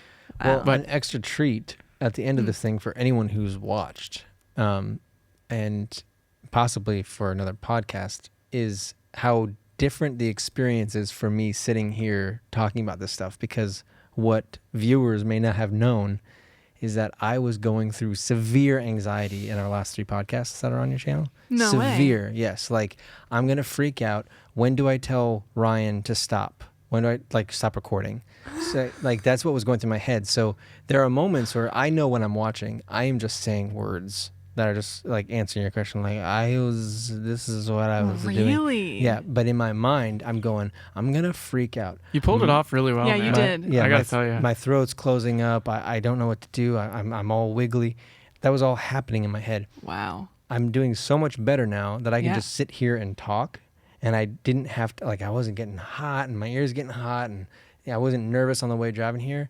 That's how much better I'm doing. I'm so grateful, because Yeah. that version of life was exhausting. I was so extremely stressed all the time that being able to just do this, I would have never been able to do that scene we did, because I would have been. Really? Oh yeah, I would have just. Yeah, there's no way. 'Cause How did you come out of it? Yeah. Any tips for the anxious people out there? I know Yeah. that there's probably nobody struggling with anxiety here Yeah, in people- 2020. Not at all. No, we've resolved that issue now. Yeah. But the Neuralink is going to Just resolve to it. say, I did not notice that. So in the previous ones, I wasn't like, what was going on with him? Like, why is he so crazy? Hey But Ryan, yeah. your friend. they are truly some of my favorite podcasts to listen back to. Like I said, I sometimes skim just to be like, what did we talk about? Then I find I'm like, this is actually interesting. Anyways, how did you? So this was a year ago that we're talking about. I honestly, I have no idea. I think it's. I can pull it up. It's probably longer than that. Yeah. So during that time, very anxious. Was there a pinpoint to why you were anxious, or was it Well, just? it was the levee broke for anxiety at the return home from Los Angeles. That's when it happened. So from there, it was really bad. It was 24 hours a day. My body just felt weak. It felt fatigued. It felt just high pressure, high stress. Couldn't breathe properly. Closing of my throat. Man. My stomach didn't feel well. It was just all the time, and sometimes body chills. And I would have that in situations where I was trying to find a place to feel comfortable and feel better, and I wasn't finding it, and I was just sitting there, in a panic. So it was like that all the time. It was terrible. So I was doing better by the time we did the podcast, because I was able to To do it. Yeah, to do it. To leave the house. Yeah, to leave the house. Yeah. But it was still very severe because it was unlike any other part of my life. I wasn't an anxious person in my life. I wasn't, consciously worrying about a bunch of stuff. But what I realized was I was subconsciously worrying a lot and getting away with it. Because what I learned was that it was like a bad habit that I wasn't being held accountable for by my own body. So I thought, no big deal. But then all of a sudden it was like all these subconscious anxieties that you've allowed to just fester. It busted open. Oof. And then my body was just in like a state of constant, sort of whatever high scenario stress. But I think a lot of it had to come from the transition of leaving Los Angeles and the drive across the country, which can be very isolating because it's a creepy drive, and the weight of leaving a lifestyle unexpectedly to a new place, or to an old place. Yeah, I was gonna say that I wasn't ready to come back to. And it was mixed in with all the other stress of my life, of stresses of health and of, a lot of things relating to health. But so it was all that. And then my body just got stuck in the gear of anxiety. And a part of what I was doing to help out was not staying home. So like the podcast, for example, I chose to do it even though I was feeling that way. And then one thing I did from the very beginning when I first got home and I could tell my body and my mind had changed, I just was telling everyone that I was with. If I went to dinner with someone or went to lunch with someone, I didn't hide it from them. I would tell them, just so you know, I'm going through weird stuff right now. And, something's going on in my mind and my body, whatever. I would tell Ryan when we go to get lunch, I tell him, just so you know, this is the way I feel. So I at least had, when we were doing the podcast, the comfort of knowing that Ryan knows what I'm going through. So if I told him, hey dude, I'm freaking out, right, it would be, he'd be like, oh, I understand. So that was part of it. I never stopped talking about it, which isn't necessarily recommended for everybody because they tell you to kind of put it. They do say actually when you're afraid of something, once you say, I'm afraid, it's almost like that can alleviate. That's part of it. Yeah. I felt a little bit of pressure every time, like a pressure release every time I did it. So I would tell people I wouldn't let myself stay home because I can count on one hand how many times I gave in to staying home. And I felt a darkness that I thought I can't stay home anymore because that darkness was so real that I thought that's the worst thing for me to do. Yeah. So even if I feel terrible, I'm going to get out of this house. I'm going to go drive to Northport or drive to wherever, because a lot of times distances was making me anxious.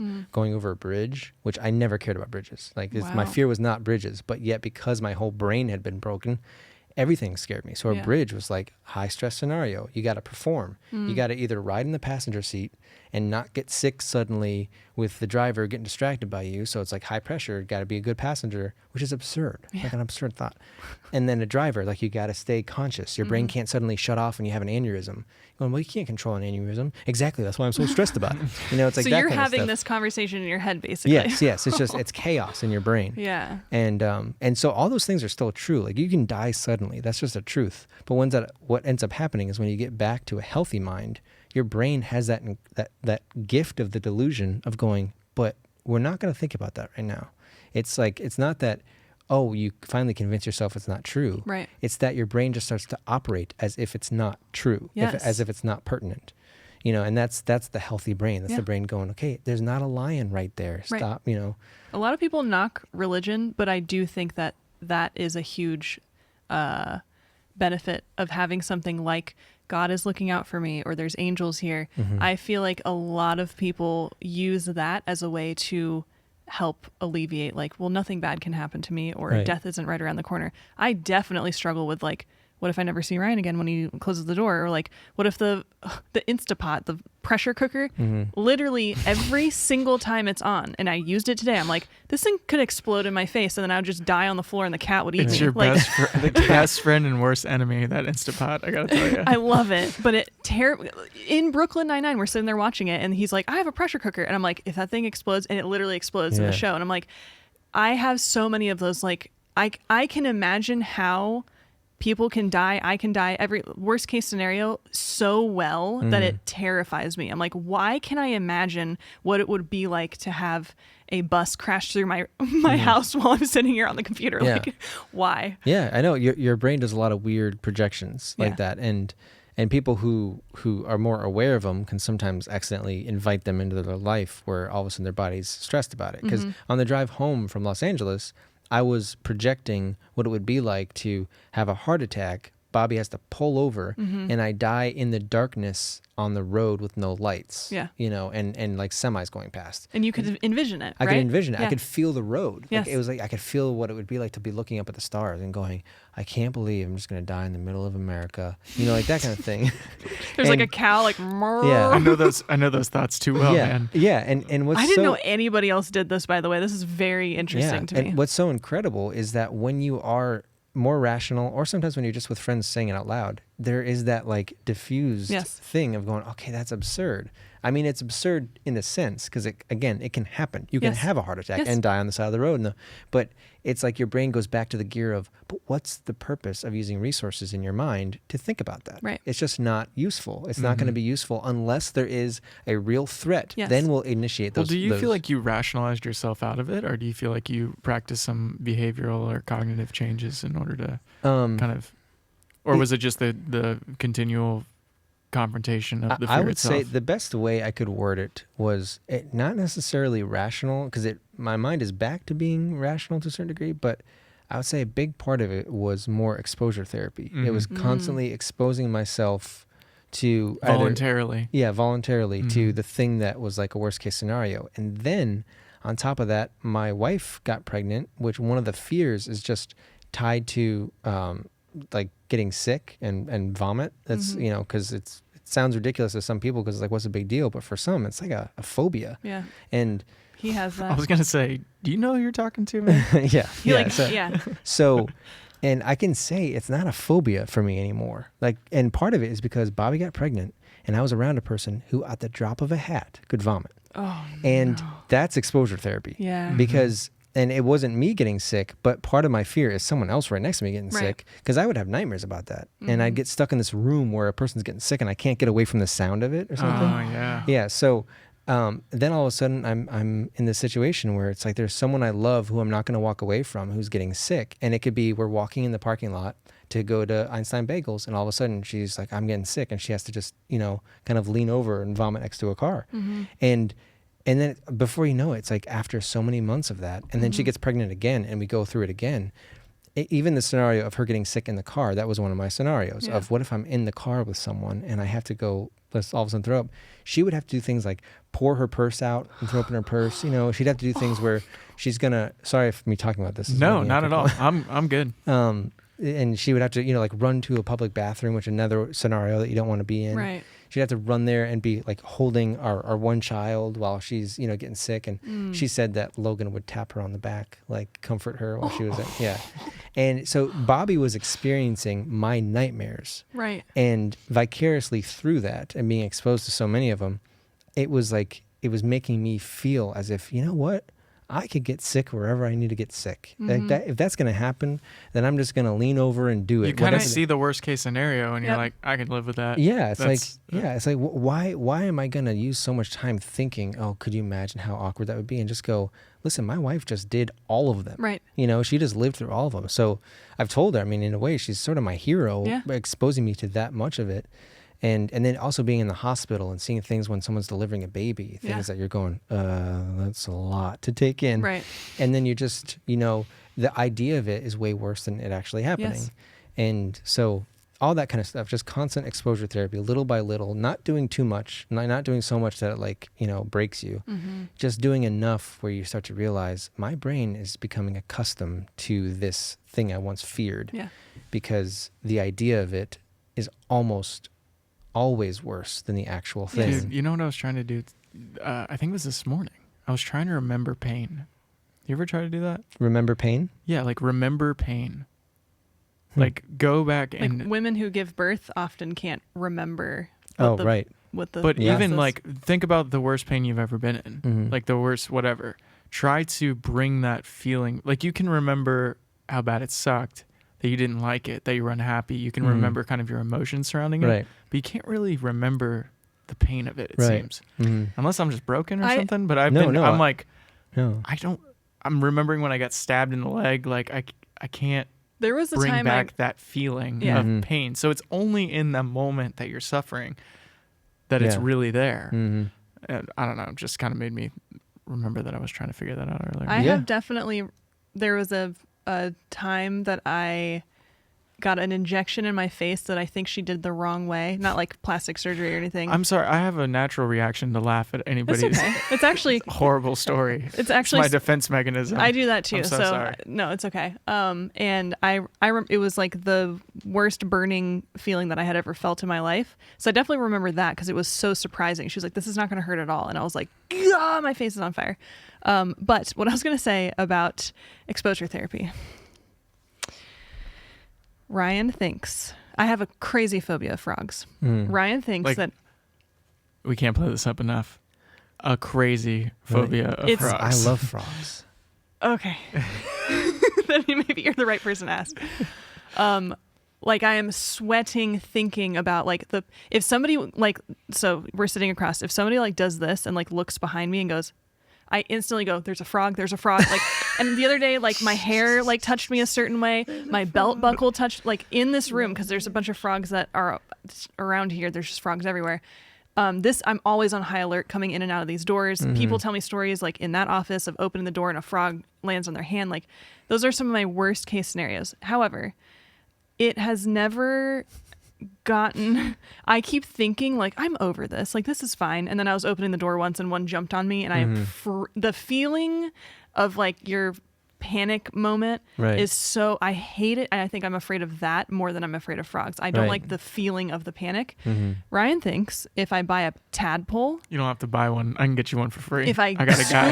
If I scoop a tadpole up out of a puddle and I take it home and it grows into a frog that I name and I feed every day, and I see that someday I will be able to get over that fear. She's not afraid of tadpoles. Right? Tadpole's going to turn into a frog. I'm not afraid of like the little ones that are like, boop, boop, boop, like those little guys. Those are toads, though. Toads are completely fine. It's the it's the springiness. It's the fact that they literally will like look at you and then jump towards you. They're not like, oh, big thing moving. They jump away. Just you describing it is so cute to me. I just think it's the cutest thing. There is a goal of mine. I've got a door for you to come and hang out with me afterwards. They're everywhere. Yeah, we had 5 at our door the other night. 5 Never frogs. coming to your house. Yeah. The thing is, they are cute. I've drawn them before, and I'm like, these are cute. I don't like looking at pictures of snakes. Like if they're looking at the camera, 5 minutes. I can't do that. But frogs looking at the camera are fine.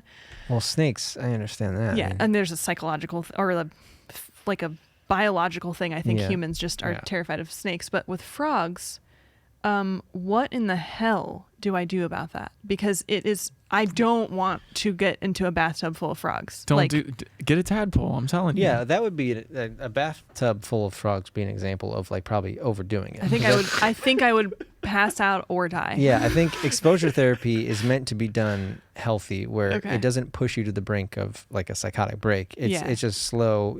The tadpole growing. I mean that's what I think Ryan's thinking through. Then That's step one, because if you can do that, then you can hold a frog. Right. If you can hold a frog that that you grew up with, or he grew up with you, Right. I think I'm telling you, that's the ticket. If you can solve, we'll stamp this date. If we can solve my frog problem by doing the tadpole thing. 1 year. Yeah. This is what, like September 9th? Oh, and your podcast that you did last was a year ago. Oh, perfect. Was it a year ago? Okay. Wow. So in a year, I'll be sitting here with my pet frog. For me, a year ago, I was in such a different place, man. Yeah. I mean, such a different place. I'm telling you, it's totally different. Well, I'm really happy. I'm very, very happy that you are feeling less. I mean, just you describing that, like I know from Ryan's experiences, anxiety is one of those things that is so, it's almost like what depression was once, where people just like didn't want to talk about it. Now a lot of people can talk about it. I feel like anxiety is something that's very thrown around. Like, oh, I'm so anxious about this. Yeah. But when you feel anxious and you can't do anything about it, and it's constant, just all of those things that you're describing, I'm so glad that you don't feel that way anymore. I'm grateful. I say it all the time. Anytime I feel, because sometimes there'll be a lingering feeling that'll come back. Like one night, my throat will sort of close up and once it closes up, then it's like psychologically, it's going to stay a little closed for a while. And I just, in that moment, I'm just grateful because I go, this is so rare now. Yeah, I know. This used to be every day. And I just go, this is great.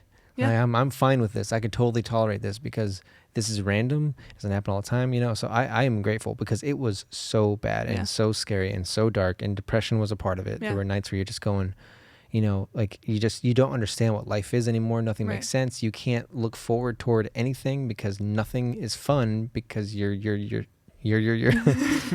are. Wow, hell We're gonna no. do like a You remix. are. Yeah. You're just you're stuck in your body. Yeah. So if your body's not Yes. operating right, then going to Disney World's not going to do anything about that. Yep. It's not going to help you because I would say it would have quite the opposite effect because Going to Disney World? World makes me anxious. Yeah, don't ever go there. it's It's what's all good crazy? When I was anxious, Disney World made me very sad because I wasn't going to be able to enjoy it. Now, I know I'm back to myself because I love the idea of Disney World. But you probably hate liked the it. idea You of probably Disney liked World. it like as a kid and stuff, right? Oh yeah, I have very nostalgic memories. Okay, and, yeah. And now having kids, the idea Yes. of taking kids to Disney World Yeah. is like the coolest feeling in the world. Yeah. Oh, it's time to go. Well, our card's gonna run out, So I think we should do another podcast about depression and anxiety because I feel like among the three of us, there's a lot of good content there. And I think it also can play into what happens if you take on a role while you're in an anxious and depressed place. And then a year later, oh, your light just turned off. No. batteries are all Batteries are running dying, out I know. at the same time. So I think that would be a fun one to do Yeah. something about just mental health. And I mean, Yeah. obviously there's a lot of people that die in the entertainment world because of mental health issues, Oh etc. yeah. So, David, thank you so much for coming on. This Thank was you for really having fun. me. I'm Thank so you. sorry that your light is off and it's not the cool green anymore. I know it's like this dark gray. Oh, that's the light that went off. Yeah. Ow, I just ran into the thing. It's all It's going all down. going downhill. Yeah. Gotta get out. Just pull it. Thanks for watching. Thanks for listening. Thanks for being here, everybody. Goodbye.